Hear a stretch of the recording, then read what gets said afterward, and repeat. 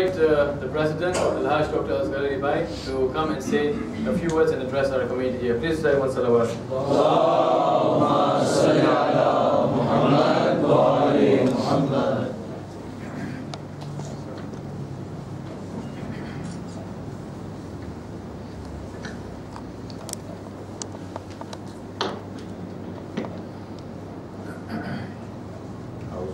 من الشيطان اللعين الرجيم بسم الله الرحمن الرحيم الحمد لله رب العالمين والصلاة والسلام على أشرف الأنبياء والمرسلين خاتم النبيين بالقاسم محمد اللهم صل على محمد وعلى محمد وعلى آل الطيبين الطاهرين المسلومين المعصومين أما بعد فقد قال الله سبحانه وقرآن المجيد وقول الحق وهو أصدق الصادقين بسم الله الرحمن الرحيم والعصر إن الإنسان لفي خسر إلا الذين آمنوا وعملوا الصالحات وتواصوا بالحق وتواصوا بالصبر صلوات اللهم صل على محمد وعلى محمد.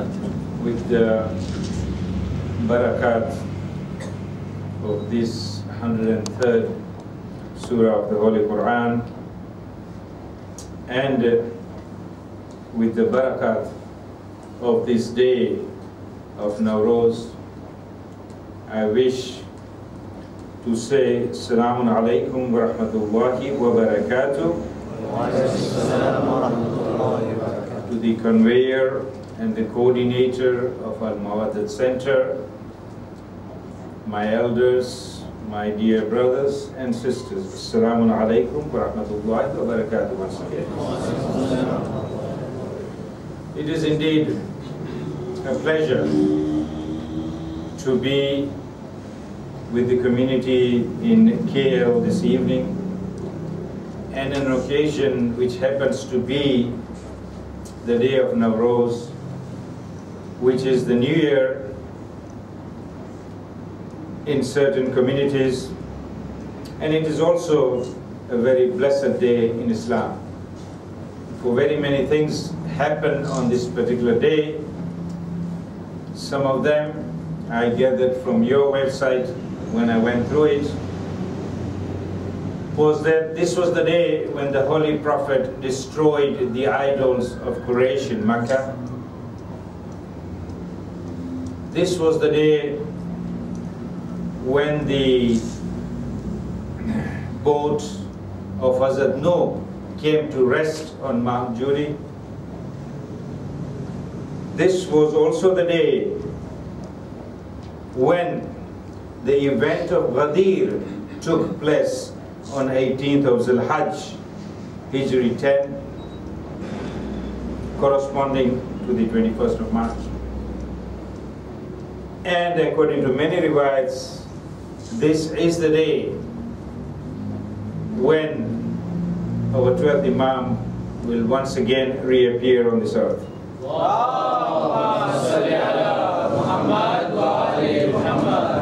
But the most important event that baffled me when I read that this was the day when Allah sought allegiance from human beings to the oneness of God. And that reminded me of the, and I do this from time to time to remind myself, that the 162nd ayat of Surah Al-An'am, which we recite time and again, where Allah passes on the message through His Holy Prophet to us, قُلْ إِنَّ الصَّلَاةِ وَمَحْيَايَ وَمَمَاتِي لِلَّهِ رَبِّ الْعَالَمِينَ. My life, my death, my sacrifice, my all efforts are nothing but for Allah, for the pleasure of Allah. I have been visiting many centers, many jamaats, and when I see this, and when I saw from where this community has come from 2000 and 2001, it just reminds me of one thing. That is the promise of the Holy Prophet to his daughter on the 3rd of Shaban, when the birth of Imam Hussein took place.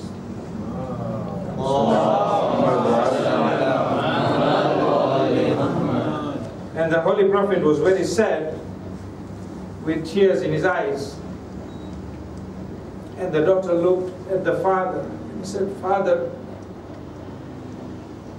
why are you so distressed today?"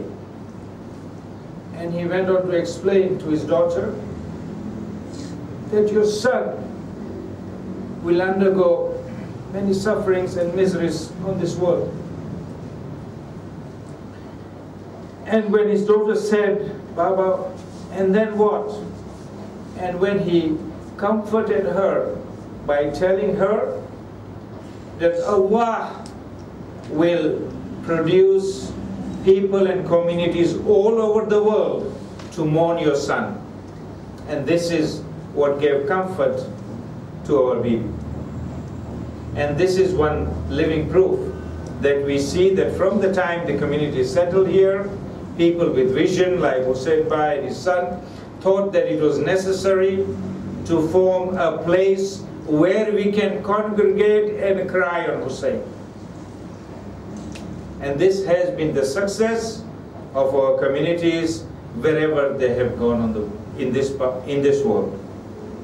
And I really commend Hussein Bhai and his family for this dedication. May Allah bless them and give them greater tawfiqat to continue this work.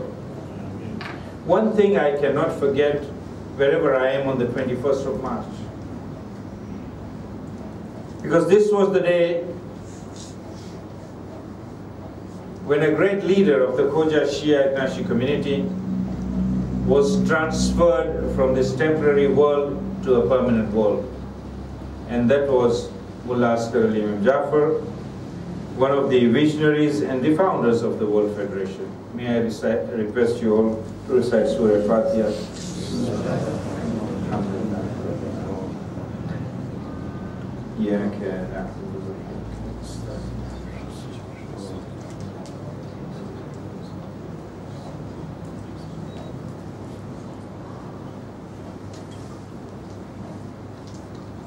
The purpose with which I recited the surah this evening was to remind myself that in this surah, Allah swears by time. The few instances in the Holy Quran where Allah swears by the sun, by the moon, in this particular surah, Allah is swearing by time. That human beings are at a loss. Very clearly, swearing by time that human beings are at a loss, except those who do good deeds and enjoin each other toward truth, patience, and justice. And when I read this surah again and again and ponder over it, which is one of the recommendations that Ayatollah Sistani has given us during the last 3 times that I met him over the last 1.5, 18 months, that try and recite the ayats of the Holy Quran, even if you can do 10 ayats a day, 1 ayat a day, 50 ayats a day, whatever your capacity is. Learn the meaning of the ayats that you're reciting. Ponder over it. And every time you go over this ayah, you'll be able to reflect in a different angle. Here particularly, where Allah is swearing by time, many Mufassireens have written on it and have given their views on it as to what time Allah is talking about. And one of the common things that we deduce immediately after reading the ayat is he's talking about Asr. Asr is towards the end of the day, right? When a man or a woman sits at the end of the day and reflects as to what he or she has done during the course of his day and takes account. Some Mufassirin have written that it is perhaps the time when the Holy Prophet declared his prophethood till the time of his passing away in 11 Hijri. Some scholars have said it is perhaps the time when the zuhur of our Imam will occur.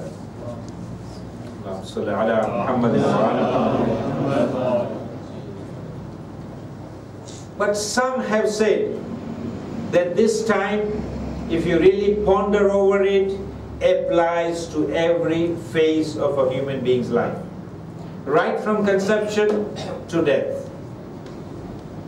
You all know, and especially women who are studying,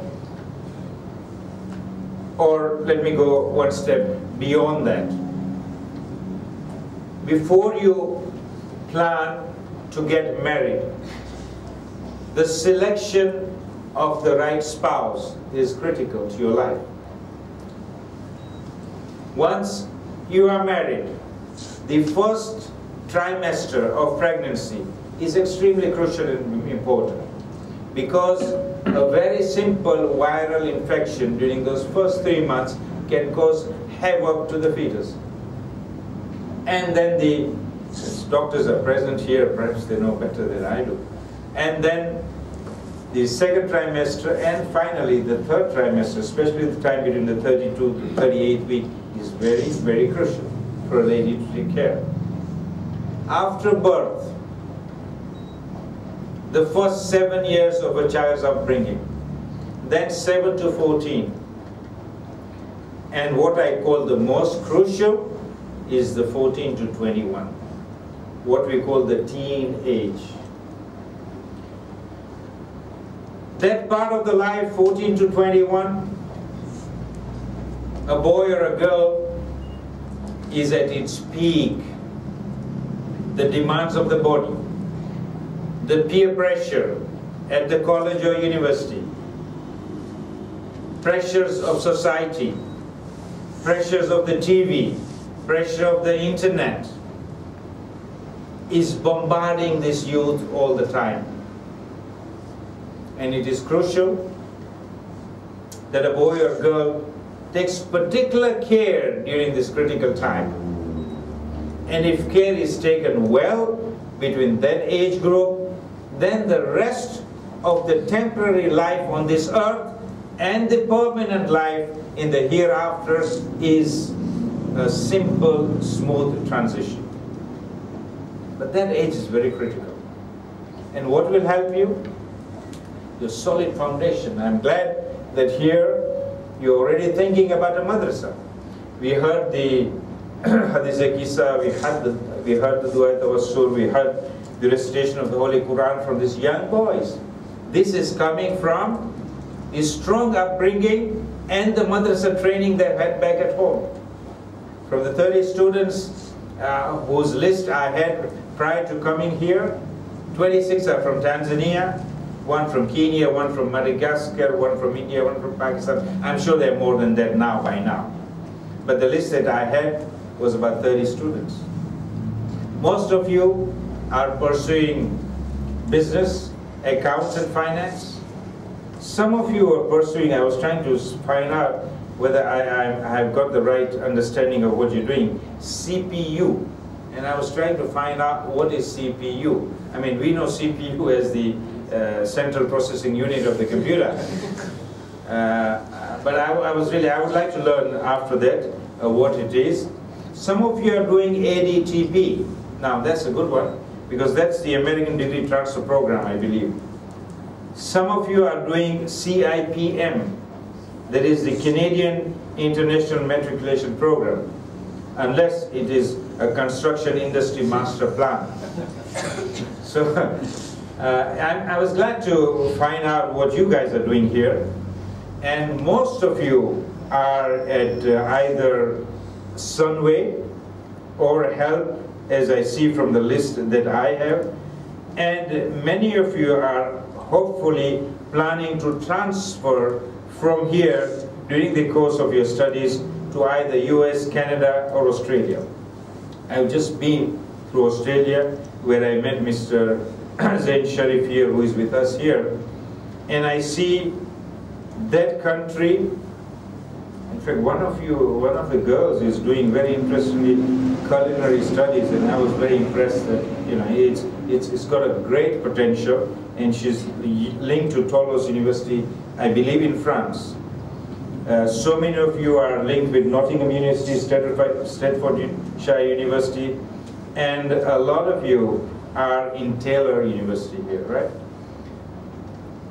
I just want to tell you my experiences of about 9-10 days in Australia. A great country, great potential, freedom of religion, freedom of expression, and a relaxed country. You are not working like robots. There's time for relaxation. There's time to give to your kids. So those of you who are, I saw a few of you are affiliated to Australian universities, look at that option as one of the options of pursuing or continuing your further studies, because I saw that there was a great potential in that continent. I was, again, very pleased that you are now looking at buying some land across from here, starting a center of our own, and working on establishing a madrasa. Madrasa is the heart of any community. Our whole purpose of existence on this earth is what? To make a better akhirah, right? To pass from here and to go into the permanent world, hopefully with comfort and pleasure. That is the whole aim.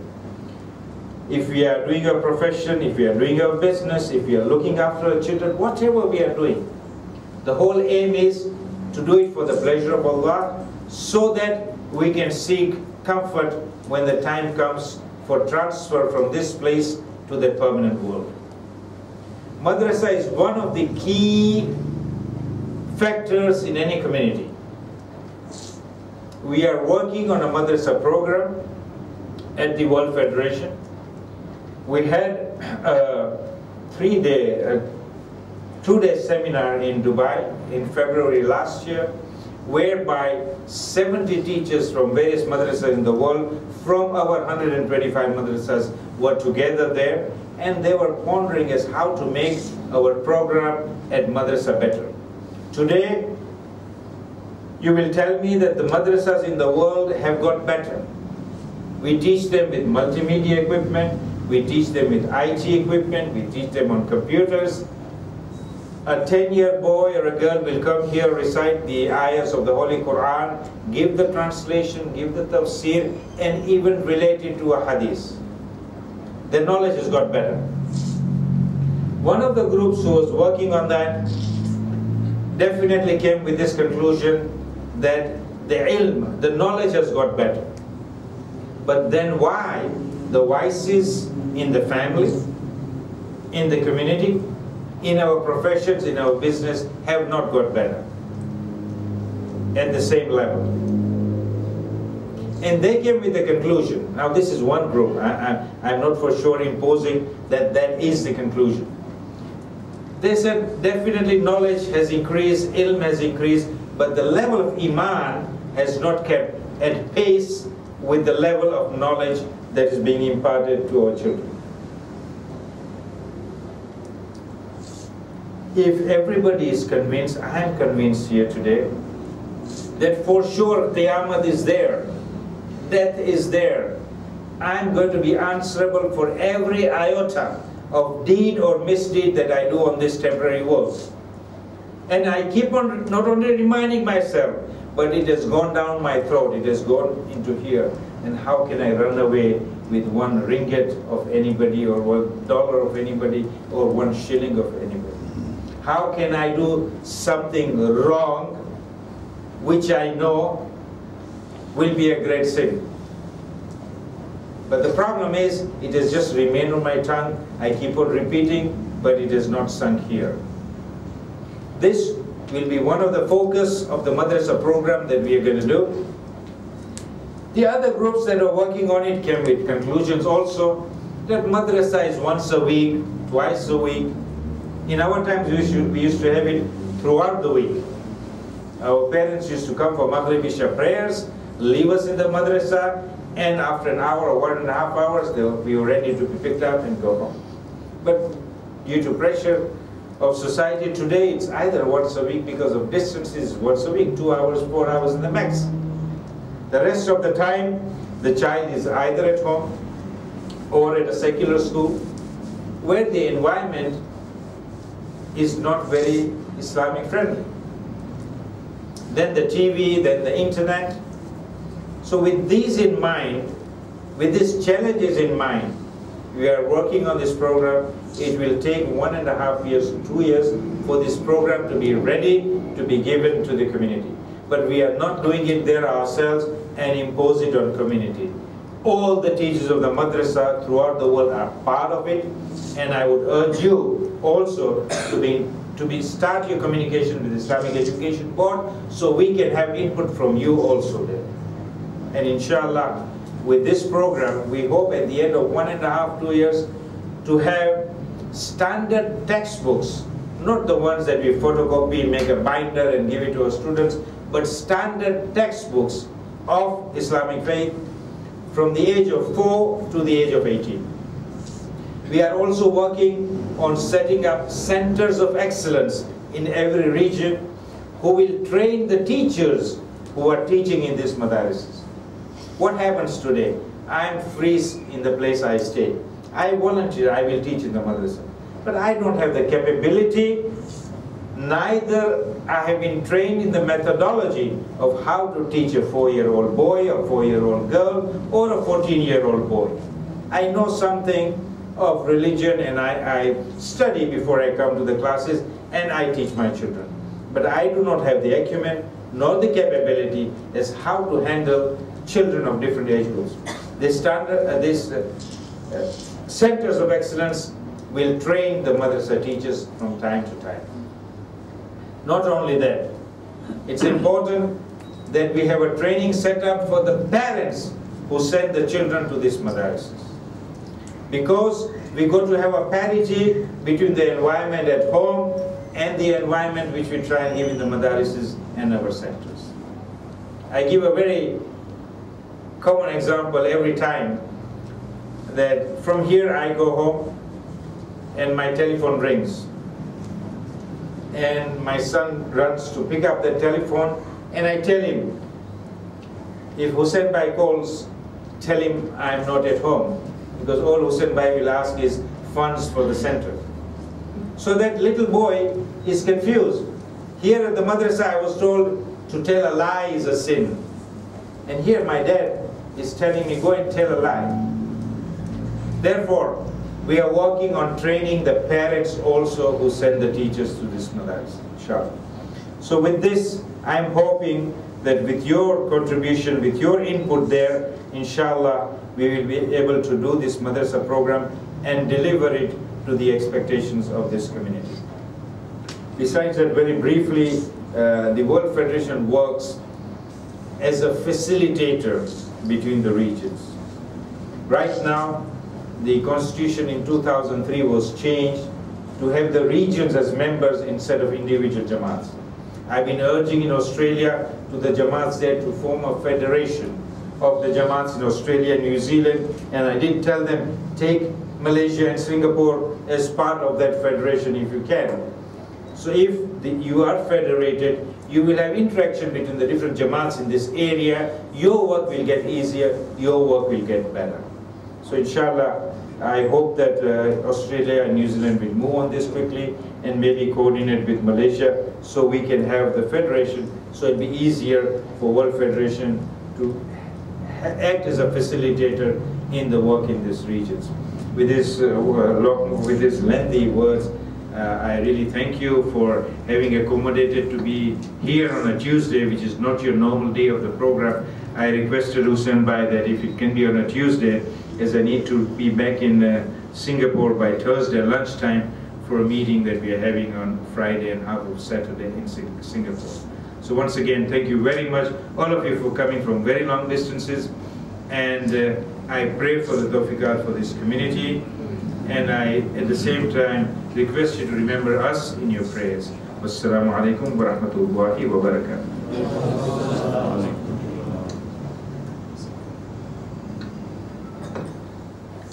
Thank you very much, Doctor. I hope you guys learned a lot, indeed I have, from this very interesting presentation by Brother Kumel. I didn't know about the history from where it began till tonight's, from his words, from what he told us. And I believe I speak on behalf of all the students that we are indeed proud to be a part of this community in KL.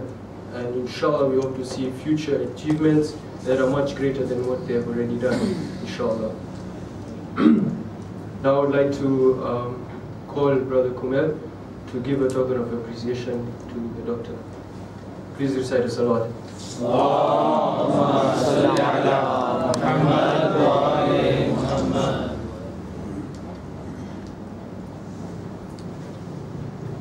محمد وآل محمد صلوات. اللهم صل على محمد